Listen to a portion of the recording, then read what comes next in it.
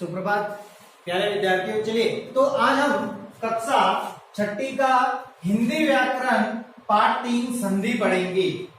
अब ये संधि क्या होती है, तो सबसे पहले संधि की परिभाषा को हम समझेंगे, फिर इसके उदाहरण के माध्यम से हम ये संधि पूरी करेंगे। चलिए, संधि का मतलब होता है दो वर्णों के परस्पर मेल। ये ध्यान में रखना, दो वर्णों के परस्पर मेल से उत्पन्न होने वाला परिवर्तन संधि कहलाता है। जैसे आपने युद्धों के बारे में पढ़ा होगा कि जब एक राजा और दो राजा जब युद्ध करते हैं तो उसके राज्य को चुरा लेते हैं।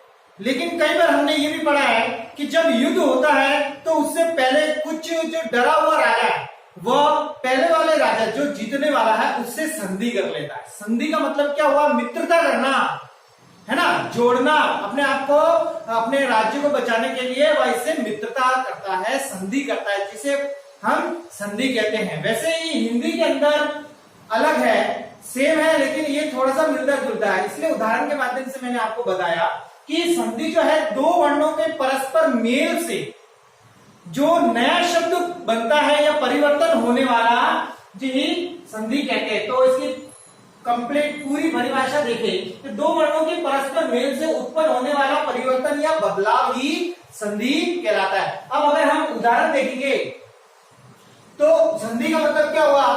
ये पहला राजा है, ये दूसरा राजा है।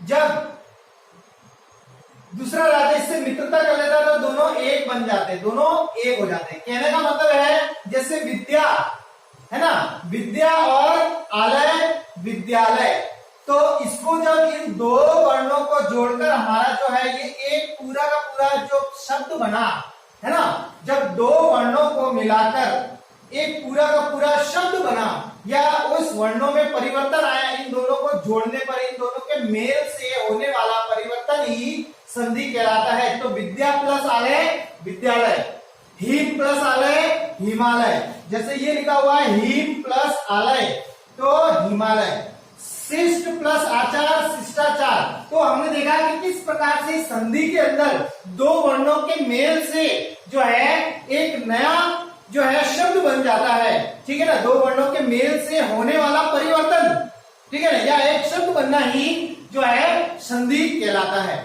अब विद्या और आलय, आलय का मतलब होता है घर, विद्या मतलब जो विद्या होती है, ठीक है ना, विद्या प्लस आलय विद्यालय, विद्या का घर, ठीक है। हिम प्लस आलय, आलय का मतलब घर, हिम का मतलब बर, तो इसको दोनों से मिला के एक शब्द पूरा बना जिसमें परिवर्तन आया हिमालय। तो इन वर्णों के भी एक अलग अपने स्वतंत्र अर्थ होते हैं, लेकिन कुछ जब दूसरा वर्ण भी उसके अंदर मिल जाता है तो उन शब्दों के अर्थ में कुछ परिवर्तन आ जाता है, जिसे हम क्या कहेंगे? संधि। अब हम आगे बढ़ते हैं, संधि विच्छेद। बच्चों, विच्छेद का मतलब होता है तोड़ना। क्या होता है? पुनः उसे तोड़ना। जैसे ये तो हमने पूरा तीनों देखा, तो इसको हमने संधि करा, इसको हमने संधि बताया। लेकिन यदि हम इसे ही पुनः अगर यहाँ पर उदाहरण के माध्यम से देखें, लेकिन उससे पहले परिभाषा देखते हैं कि संधि विच्छेद किसे कहते हैं? संधि से बने हुए शब्द के पुनः अलग करने की प्रक्रिया। संधि से क्या हुआ था? एक शब्द बना था, ठीक है, उसी शब्द को हमने पुनः क्या करा? अलग कर दिया, ठीक है। तो इस प्रक्रिया को हमने क्या करा? संधि विच्छेद। जैसे कि मैं आपको बताता हूं हिमालय,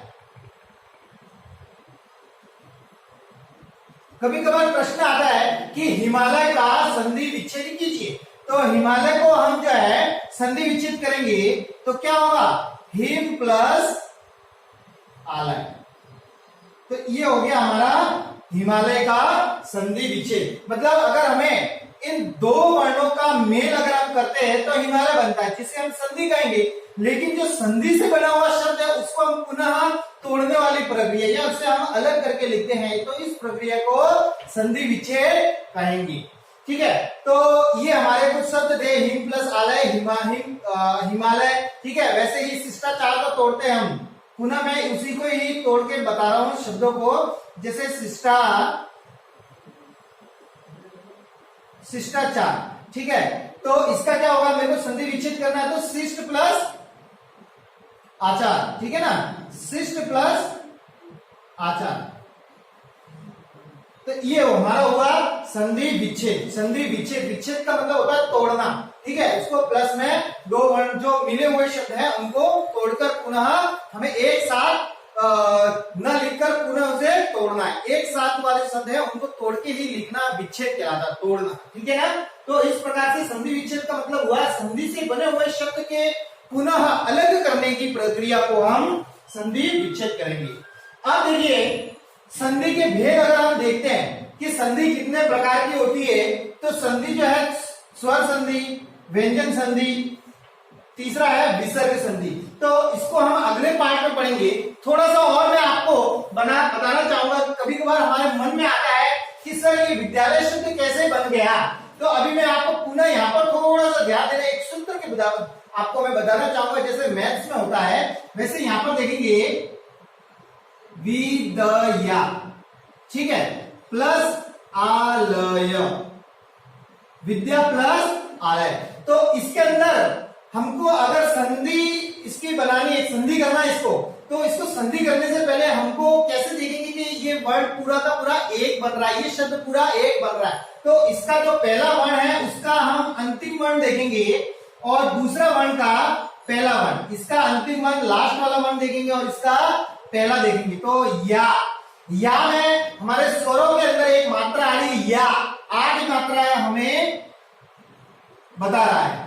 या में किसकी मात्रा है, आ की, और इसमें है आलय में आ, ठीक है। तो आ प्लस आ मिलकर बनता है आ, क्या बना, आ। तो हम इसको देखेंगे विद्यालय, इसीलिए हम या और आ को हम आ लिख सकते हैं, या और आ को हम क्या लिखेंगे, आ लिखेंगे। तो इससे क्या बन जाएगा, विद। मैंने यहाँ पर विद का द लिख दिया, और या और ये अंतिम वर्ण, पहले शब्द का अंतिम वर्ण और दूसरे शब्द का पहला वर्ण, ठीक है, उसको मिला के या और आ को क्या बना, आ, ठीक है। तो विद्या, ठीक है ना, तो इसका क्या हो गया, विद्या। तो विद्यालय। तो यहाँ पर हमने देखा ये या बन गया, आ की मात्रा लगाएंगे। आ की मात्रा कैसी होती है, इस प्रकार, ठीक है। तो या जो है विद्यालय, ठीक है, तो विद्यालय। वैसे ही हिमालय तो देखिए वापस मैं आपको पूरा बताता हूं, हिम प्लस आलय। अब इसके अंदर भी अगर हम सूत्र देखें तो पहले शब्द के अंदर जो है अंतिम वर्ण के अंदर म के अंदर किसकी ध्वनि आ रही है, अ की, प्लस दूसरे जो वर्ण है, दूसरा जो शब्द है उसके अंदर पहला हम वर्ण देखेंगे जिसमें हमारी ध्वनि आ रही है आ की। तो अ प्लस आ मिलके भी आ होता है। तो इसका मतलब है हमें आ की मात्रा लगानी है। तो आ की मात्रा किसमें लगेगी, पहले वाले में, जैसे हमने इसमें य पे लगाई थी, ठीक है, और इस पे म पे लगाएंगे तो एक नया शब्द बन जाएगा, परिवर्तन हो जाएगा। हीम, हीम लिखा हुआ है तो अ और आ मिलके क्या बना, आ की मात्रा, ठीक है। तो मैंने म पे आ की मात्रा लगाई और लय, ये हो गया हिमालय। तो बच्चों ये हम स्वर के जब संधि के जब भेद पढ़ेंगे तो इसके अंदर हम सूत्रों के अकॉर्डिंग किस जो संधि विच्छेद है उसको किस प्रकार से संधि में हमको कन्वर्ट करना, उसको बदलना है, वह सूत्र के माध्यम से समझेंगे, जिससे हमें बहुत ही आसानी से समझ में आएगा।